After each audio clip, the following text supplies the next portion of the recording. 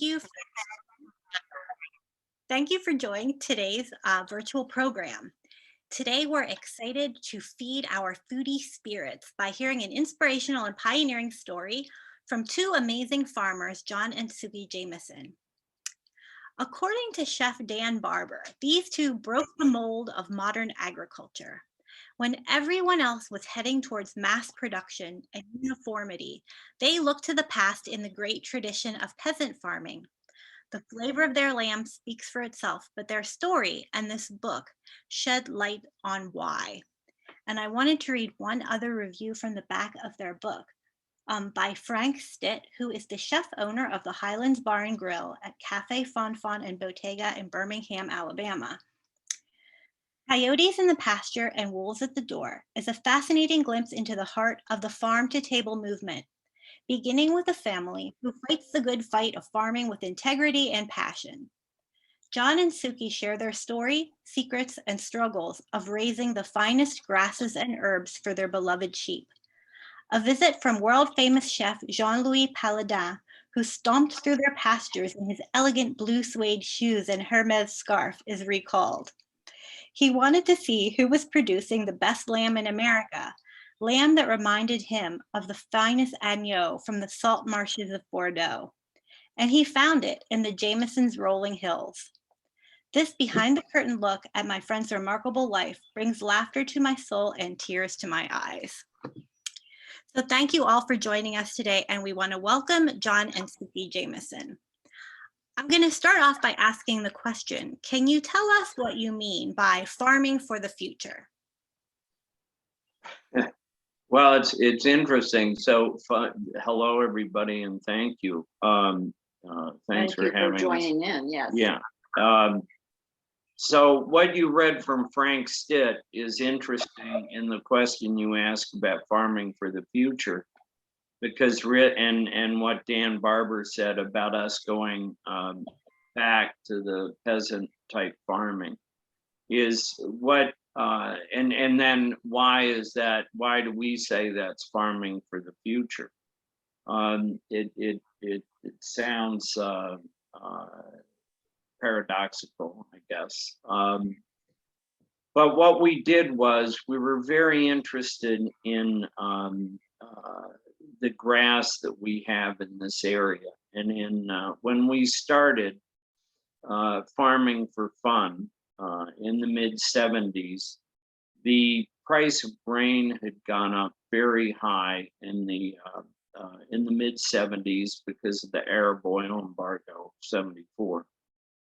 And so a lot of people started in Somerset County and Westmoreland, but a lot in Somerset, because they were the next county over, east of us, because they were raising a lot of dairy cattle. And the price was so high that they started looking into ways to supplement the price, and people got interested in intensive rotational grazing, which is what we started doing, and we got interested in it. And we started doing rotational grazing, which is now called regenerative agriculture. What's one of the keys of it, and it's all the rage.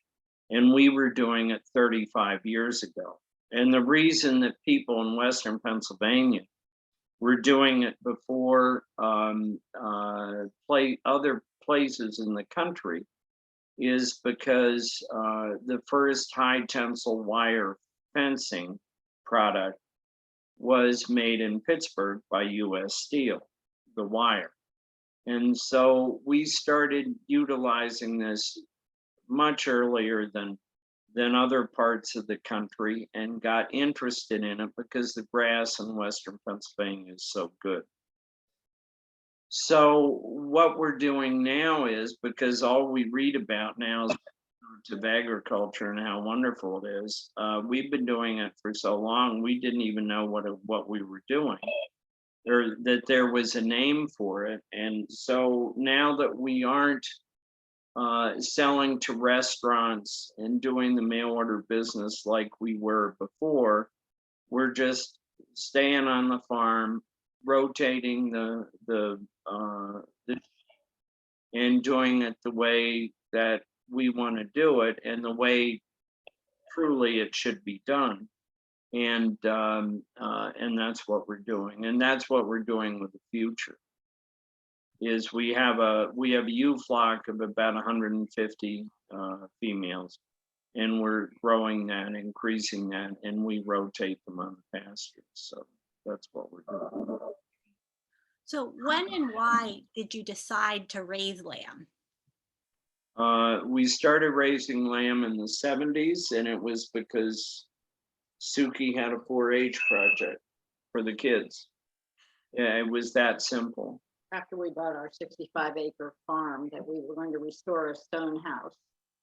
But we had 65 acres and had to figure out what to do with those acres. So that's where it all started.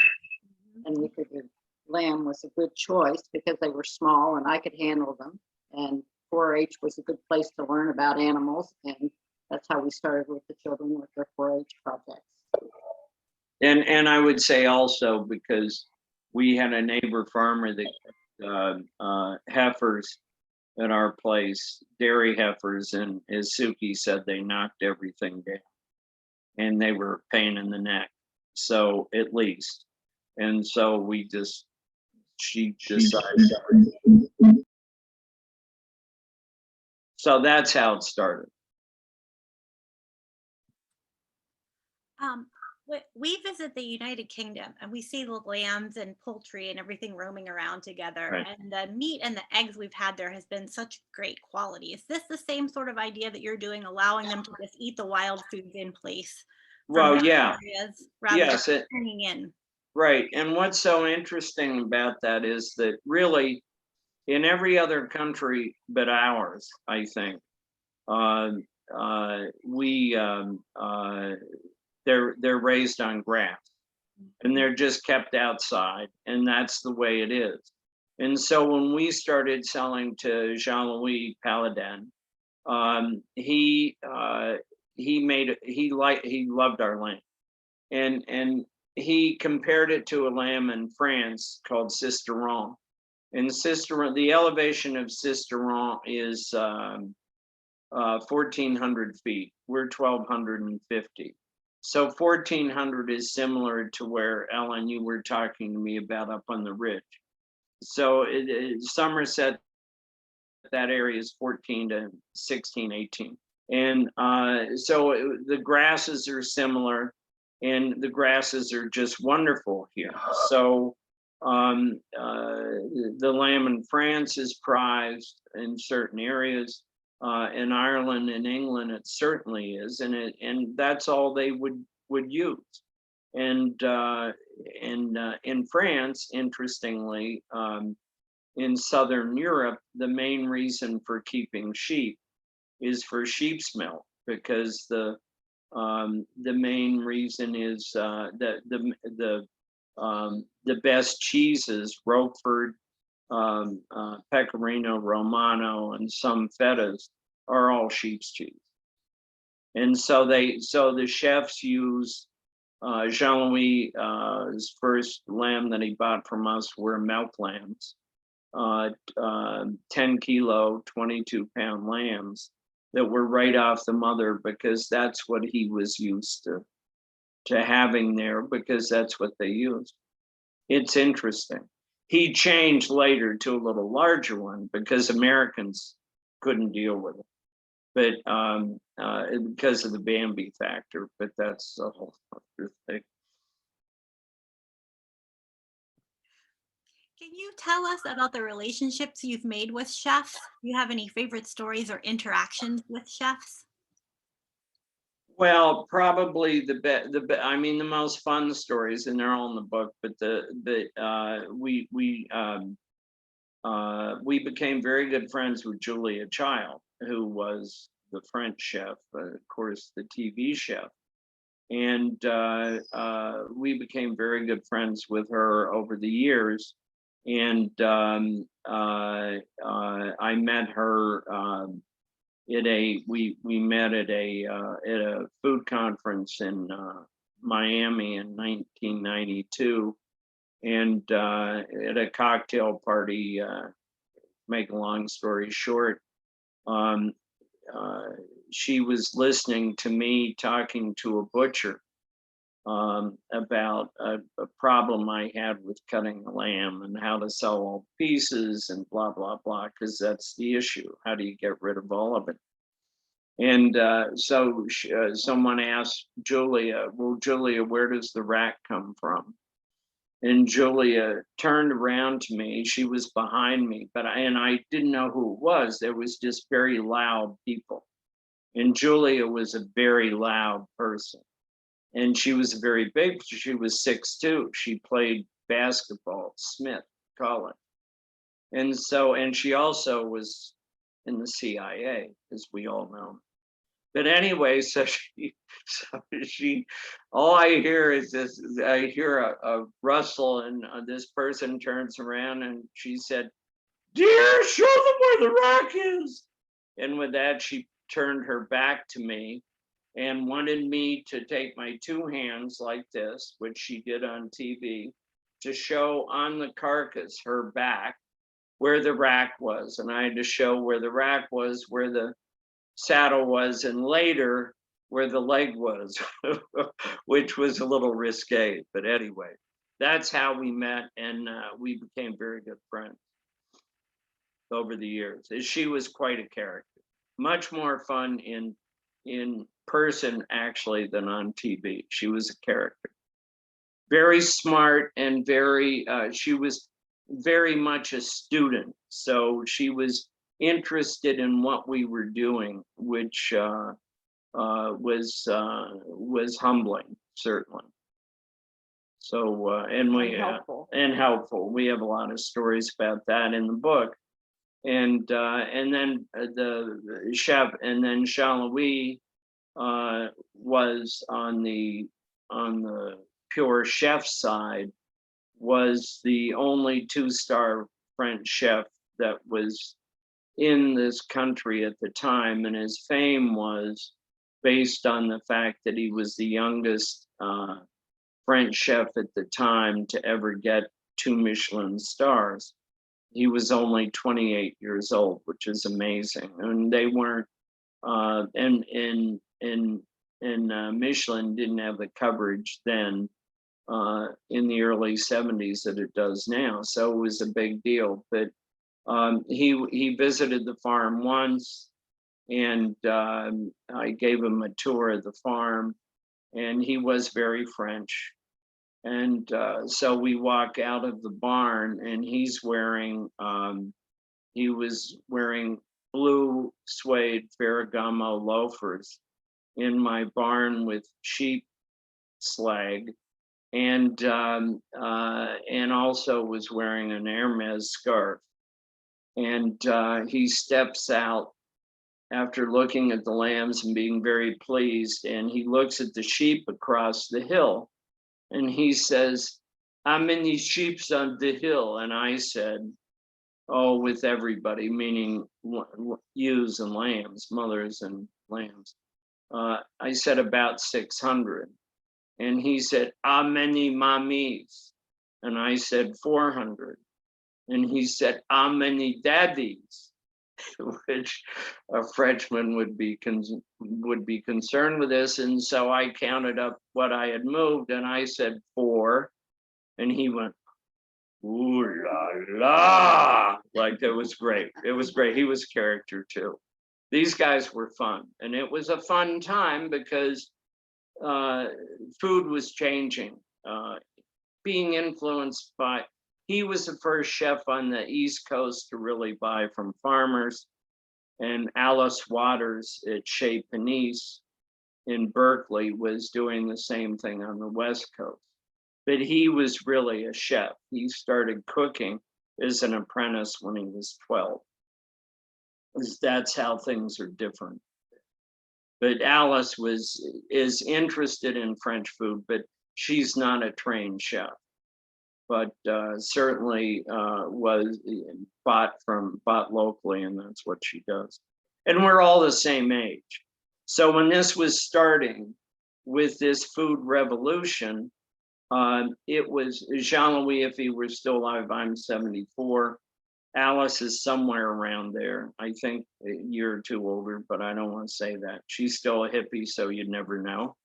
And Jean-Louis would be 76. So, right, yeah.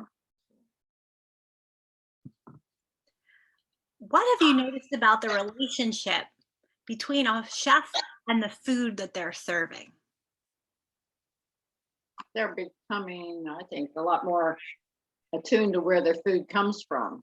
It used to be before that they would call Cisco and get everything from Cisco or the big food service company. Everywhere, John would say, between the brooms and the meat and the vegetables, they'd all be on the same truck. And Right. nowadays, it's much, much different. And a lot of the big the big food service companies are pursuing the smaller farmers and trying to make it work so that they can provide the smaller, the directness of the farm to table. Yeah. Have you noticed that climate change has affected your sustainable farming practices? And if so, how? I mean, it's from a farmer's standpoint, you're constantly dealing with the climate every day. So I guess we don't really, I mean, I don't know if we're doing it any differently than we did before, because it's a daily situation. It's How almost, we're perceived is different when you talk about the animals, and then you talk about the grazing animals and the CO2. And oh, you mean CO2 that coming part? Well, from that's a whole nother, yeah. What Sukey's referring to is that the way that the public perceives these things change. And we haven't really changed anything. As I said, we've been rotating pastures, which is the natural way to do it. And people are starting to talk now, it's the way the buffaloes were in the old days. And that's right. Just move from one area to another in the West. And that's all that you're doing with rotational grazing. We're moving them every 2 or 3 days. But what Sukey's referring to, I think, is that 10 years ago, we were considered bad because of the, I think I can say this, I'll say it in the proper word, flatulence produced by cows were considered a problem with the ozone layer. Now, because sheep are smaller, you have less of an issue anyway. But, you know, if you have enough animal units, it's potentially the same thing. But because we are rotationally grazing, we have very high organic and carbon content in our soil. We just actually tested it this year because we always knew it was there. That we were doing it better because we've never plowed the ground in 35 years. It's never been plowed. And we've never seeded it except for frost seeding clover, meaning the soil isn't broken. I do it in February, March, and the soil seed into the ground. Because of the way we're farming, we sequester so much carbon from the air that we're actually helping the situation. And now people are starting to realize this. So now what we were doing wrong 10 years ago is now perfectly right now. So it makes no sense to me, but that's what I mean. As a farmer, you just do what you do. But we were English majors starting to farm. So when we started in the mid 70s, all the local farmers thought, and many still do think, that we're crazy and don't know what we're doing. And we just don't care because we were truly children of the 60s. And that was kind of the, I don't know, reason d'etre, as it were. So yeah, that's how we deal with it. I see you're having farm to table dinners on your farm in Latrobe. What's on the menu, or is that yet to be determined? It's That's all- up to you. It's, That's Sukey's yeah, answer. it's usually what's ready in the garden, and it's always a lamb dinner. You come to Jamison Farm to have lamb. It's the end of the asparagus season right now, though, so we had friends of ours over for dinner because they never had real asparagus before, It's Oh, amazing how many people don't know how asparagus grows. wow. I and always how try good to- it is. I try to share it with people. Yeah. who do it. One of my coworkers has a farm across the street from her house, and the asparagus seeds have migrated over into her area. I So think she's they always would do going that. outside and just taking off a stalk and munching on it outside in her yard. Exactly. It's great raw like that. It's wonderful. This is the end of it right now. I would say a week left. There are a few more days. It's Few been, more it's days. just almost 6 weeks this year, I think, because it started early because we had a hot spell. Then it cooled off, and now it's starting. It's been going for, it's almost 6 weeks. We have it every other day for dinner. It's fabulous. But when we have one of the dinners, we do different cuts of lamb. We usually do a braised cut, a roasted cut, and maybe grilled, depending what's going on. Try things different ways, and then some of the prepared products that we make, soups and stews, Mhm. we'll do that also. And yeah, it's great. And then whatever we have in the garden. That sounds wonderful. I'm gonna It have is to, I'm great. gonna have to make a road trip out there. Oh, you need to. Fun. Okay, the pandemic has sadly affected the restaurant and food production terribly, and many folks are using this as a stimulus to try new things. What new ventures are you two undertaking? Oh, okay. So she's giving me notes. Suki is when we first had the book out. Hank Bachman, our friend who did a video of us too, but he has a local radio show and he interviewed us, and he said something to Suki about Suki wasn't answering any of the questions. I was. And in a break between, on the air break, he said, "Why is that?" or something. And Suki said, and Suki doesn't talk much. Suki said, "I do all the thinking and he does all the talking." So that's pretty much the way we do this, the Sukey and John show. But and what we're going to do is we're trying to do a podcast.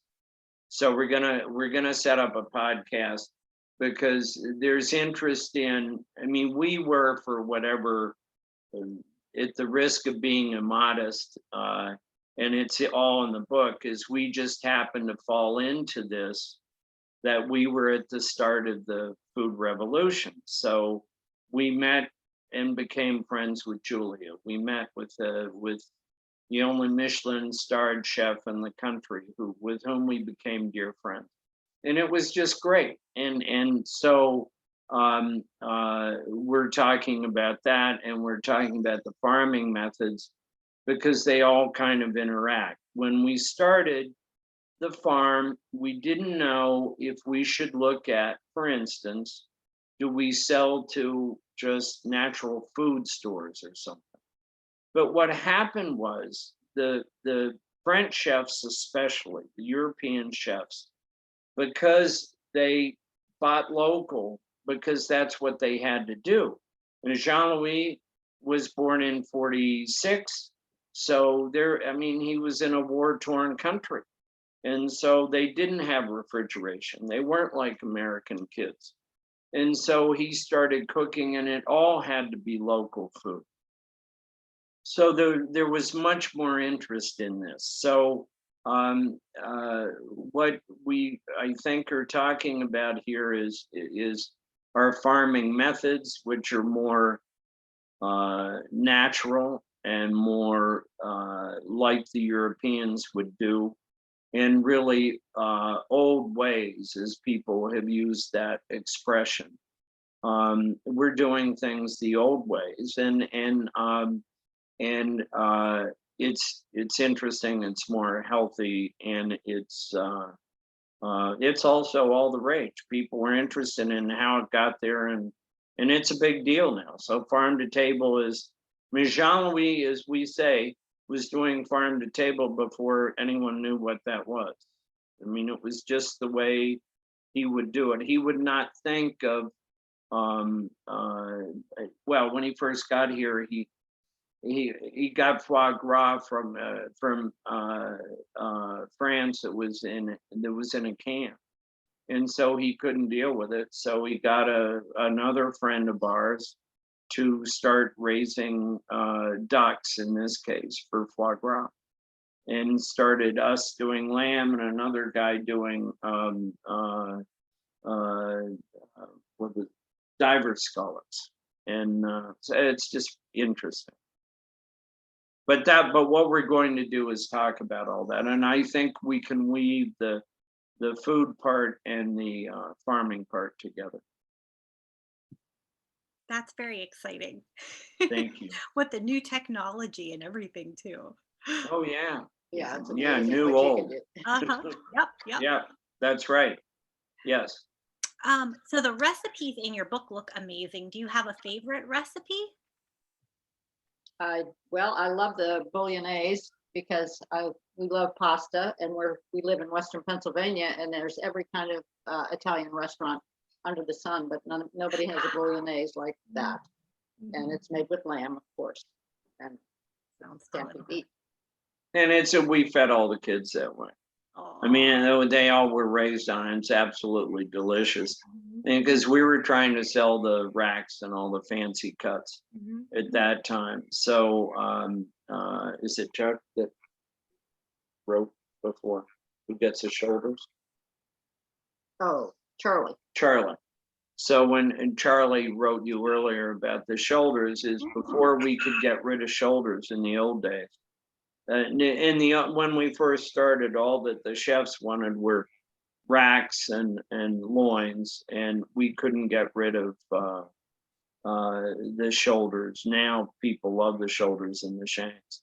So we had to make all these recipes. So we made recipes and also a lot of ground lamb.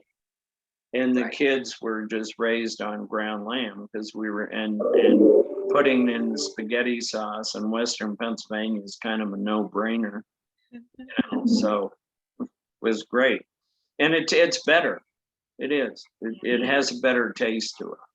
Works better with the tomato. So yeah. What is the most satisfying thing and the most challenging thing about your lifetime of raising lamb and dedication to high quality, sustainable agriculture?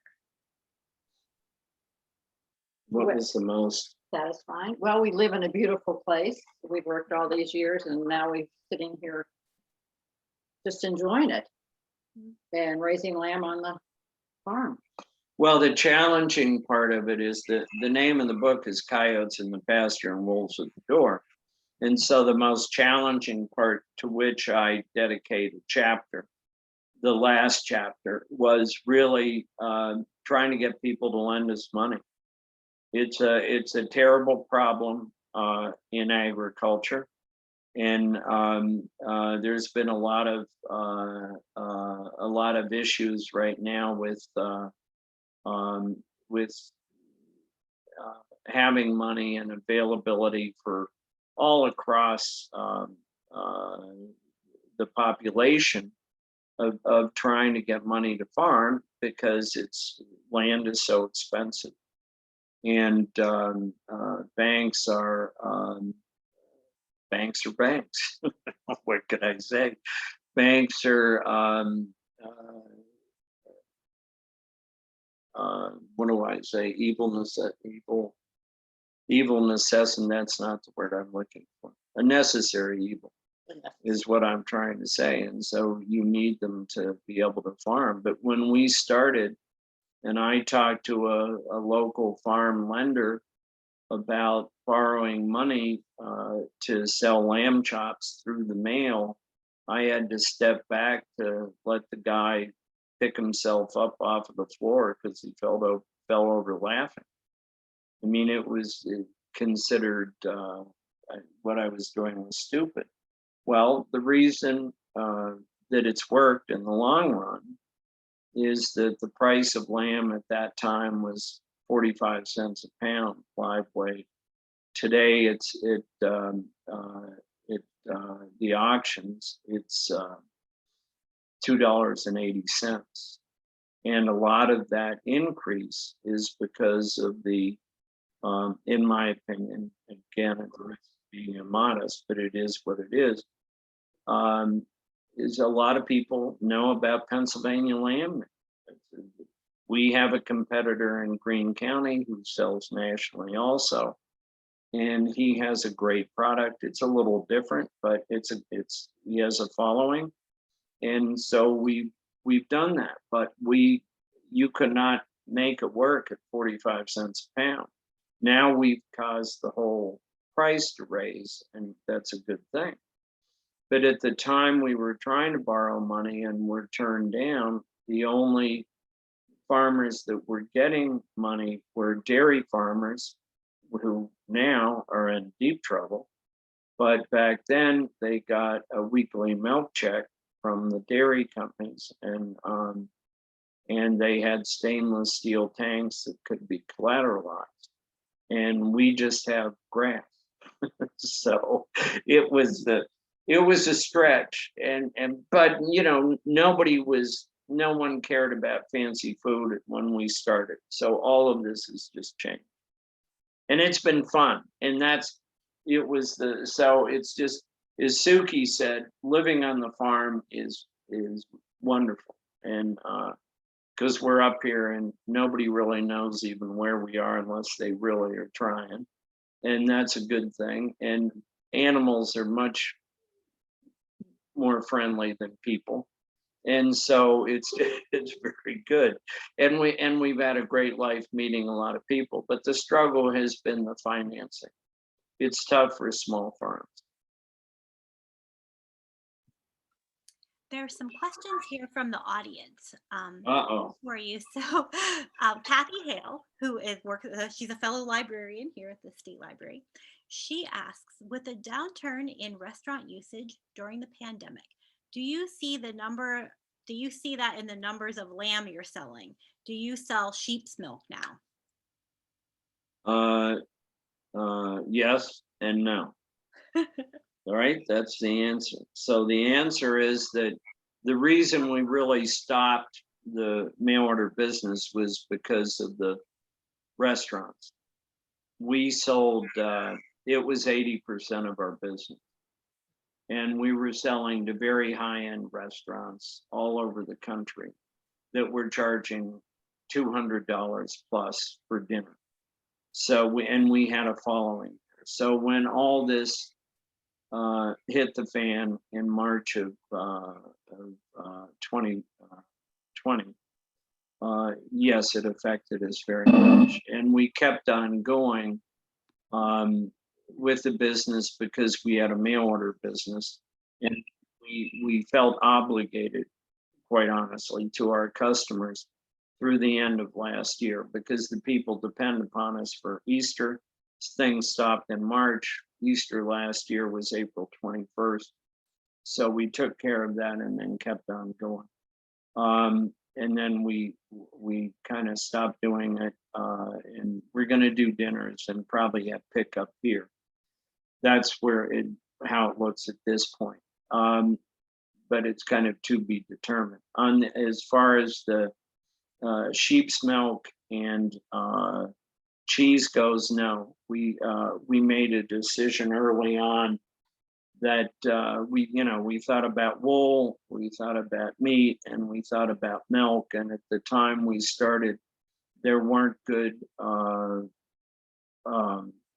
milking ewe breeds in this country in the mid 80s, so we didn't do that. I mean, we could now, and it could be something we do for fun, but I don't see us doing it on a regular basis.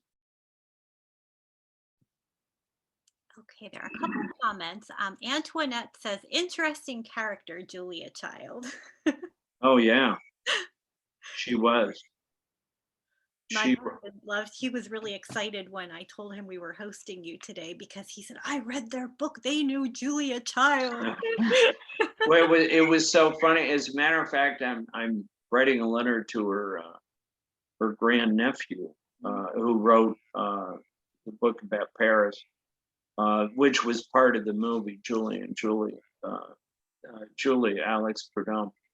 And but anyway, she was an interesting character. And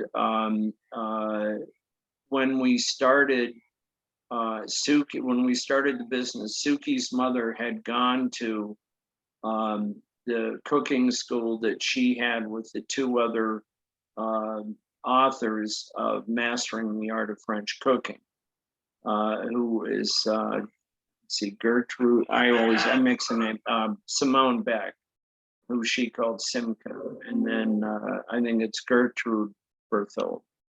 And they had a cooking school in France called Les Trois Gourmands. And Sukey's mother went there to the school. And so when we started the business, she wrote Julia and said, my daughter and her husband are starting this business and blah, blah, blah. And Julia wrote back because obviously my mother-in-law wanted an endorsement of some sort because she and my father-in-law were convinced that this was a one-way road to bankruptcy. So Julia wrote back, Julia being Julia, wrote back and said, well, dear, that's very nice, but I never have, never will, and don't endorse anything.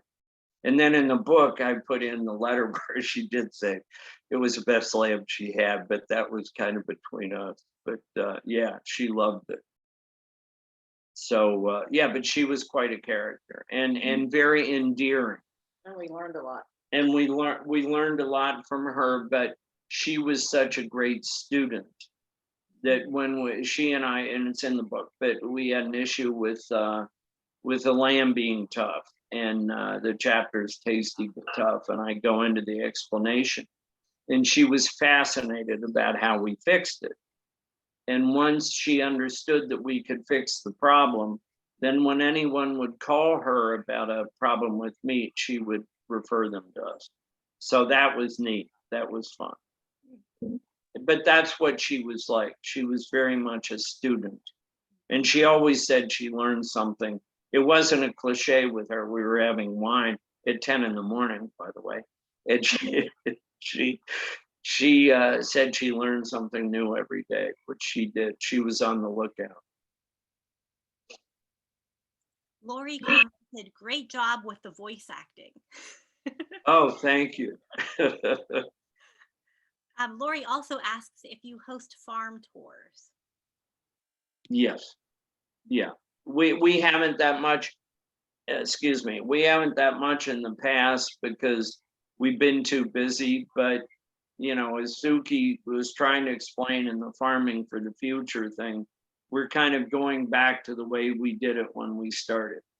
And back then we couldn't afford to do things like that, but now we can. We can have tours, and because people would be interested. We have a record of doing it one way for 35 years, and so the results are there, and people would be interested in what we do and why it's different and why we had such a following. So yes. Yeah.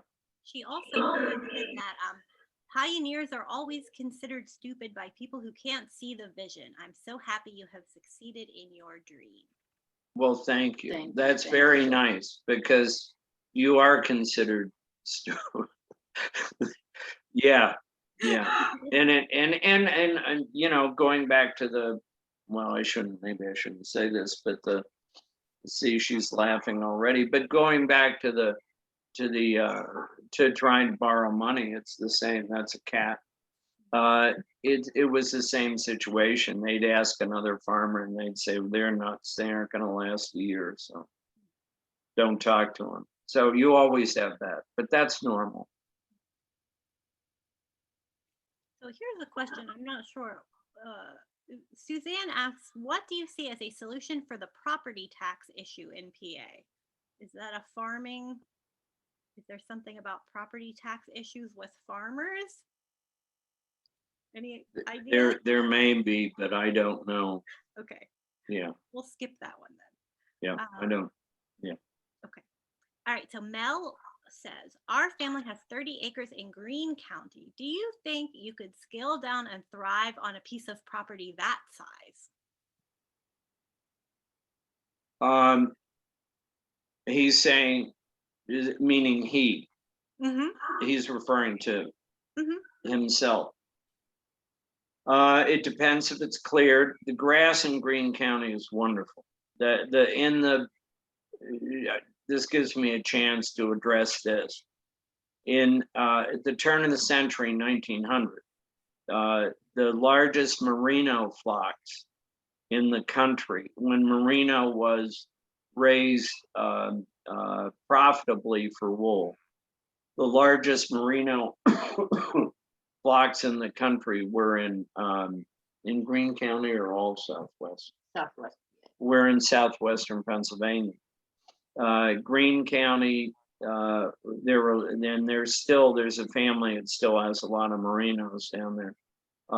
Greene County, Washington County, Westmoreland County, Armstrong, and even Allegheny, because the grass is so good. So yes, you can do it on 30 acres. You're limited to how many you could do. But if it was all pasture and it's set up in proper rotation, subdivided so it can be rotated, yes, it would be. He could do it. He wouldn't, I would think on 30 acres, maybe he could have 50 ewes. I would say 50 to 75 ewes, and then you would look at 50 at an average lambing ratio of 1.5. So on 50, you would have 75 lambs a year to sell. But normally you would put half of those lambs would be females, and you'd put them back in the ewe flock to build your ewe flock. But if you could build it to 50 and then just sell all of them and then do fine. And he should get a book called Grass Productivity by Andre Voisin. And that explains rotational grazing in its basic form. Does anyone else in the audience have any questions here? You could add them in the chat. Oh, here's one. Do you speak French now? No, not properly. Restaurant French. Which means when they're yelling at me, I know what they're saying. And I could tell them certain things to do also in French. Okay, I don't see any more questions in here. If anybody has not gotten the book, please get this book. It's awesome. Thank you. The stories that are in it are so charming. So there's interspersed with the recipes, different stories about anecdotes throughout their farming experience. And yes, where can you get the book? Someone said Amazon. Yeah, it's Amazon, and also you can order directly from JamisonFarm.com on our website. You can do that. We may be faster, I don't know, but you can get it right away on either one. And I checked with them to be sure they had some before we did this, enough that everything was fine. And but that's a few local libraries here. Yeah. And bookstores. Well, some local some both have access to it. Yes. Kathy also asked, you mentioned clover. Do you have any other plants that sheep like? Well, sheep like everything. So with the clover, we've never seeded anything. So we have. I mean, it's all pretty native, but it's living where we live. We have a lot of orchard grass because farmers have orchard grass for hay. So we have a lot of orchard grass, and we have a lot of bluegrass. So but the concept of rotational grazing is the animals eat the grasses down, and by eating the grasses down, they expose the clover, which is naturally in the soil if the pH is around 6 or so. A little better, a little higher would be better, but 6 will work. And so what happens then is the clover is a legume, and it naturally fixes the nitrogen into the soil. And because anything green grows with nitrogen, that then grows the grass. And we've never seen it. Except that is Sukey saying, the white clover that I'll frost seed, and I only do 2 or 3 paddocks a year and then redo them. I have 23 paddocks that they rotate through. And so it's primarily bluegrass and clover and everything else. And it affects the taste of the meat. That was the other thing that makes such a big difference is we'll have wild anise. So we'll have a licorice taste in the ones in the summer. And in the spring, the first grasses we have are onion, garlic, and they'll taste like garlic. You don't have to put garlic in a leg of lamb. It's there. That's the big difference with grass lamb that people, we had a dinner with a bunch of fancy wine people from Pittsburgh, and a lady, I was schmoozing the table, and there was a lady sitting next to me and said, "What did you season the rack of lamb with?" She was having a rib chop.